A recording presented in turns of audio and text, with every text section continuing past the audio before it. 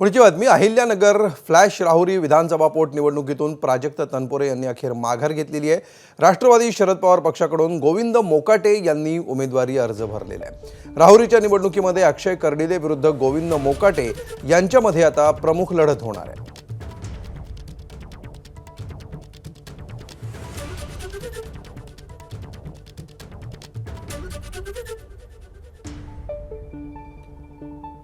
त्यामुळे राहुरीच्या निवडणुकीबद्दल अनेक घटना घडामोडी गेल्या काही तासांमध्ये घडलेल्या आहेत। प्राजक्त तनपुरे या ठिकाणी राष्ट्रवादीकडून निवडणूक लढवतील, शरद पवारांच्या पक्षाकडून अर्ज भरतील अशी गेल्या काही दिवसांपासून चर्चा होती। मात्र आयत्या वेळी इथली गणितं बदललेली आहेत आणि शरद पवारांच्या राष्ट्रवादीकडून गोविंद मोकाटे यांनी अर्ज भरलेला आहे। प्राजक्त तनपुरे यांनी या निवडणुकीतून माघार घेतली आहे।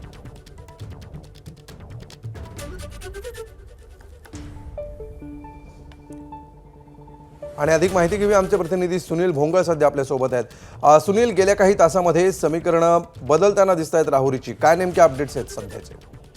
नक्कीच अगदी सकाळपासून जर बघितलं तर राजकीय नाट्य जे आहे तर ते घडलेलं पाहायला मिळालं। कारण अक्षय कर्डिले यांची भाजपनं उमेदवारी जाहीर केल्यानंतर त्यांनी अर्ज जो आहे शेवटच्या क्षणी भरलेला होता। मात्र दुसरीकडे प्राजक्त तनपुरे यांनी अर्ज जो आहे तर तो भरला नाही।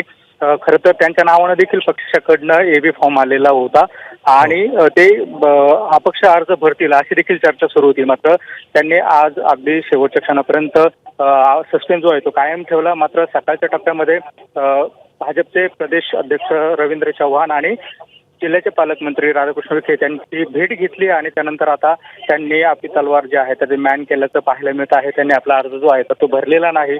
एकूणच जर बघितलं तर आता या निवडणुकीमध्ये राष्ट्रवादी शरद पवार पक्षाकडनं गोविंद मोकाटे यांनी अधिकृतपणे आपला उमेदवारी अर्ज भरलेला आहे। त्यामुळे अक्षय कर्डिले विरुद्ध गोविंद मोकाटे यांच्यामध्येच ही लढत जी आहे तर ती होताना आपल्याला पाहायला मिळणार आहे। अमोल, निश्चित धन्यवाद सुनील या सविस्तर माहितीबद्दल। एबीपी माझा, उघडा डोळे बघा नीट।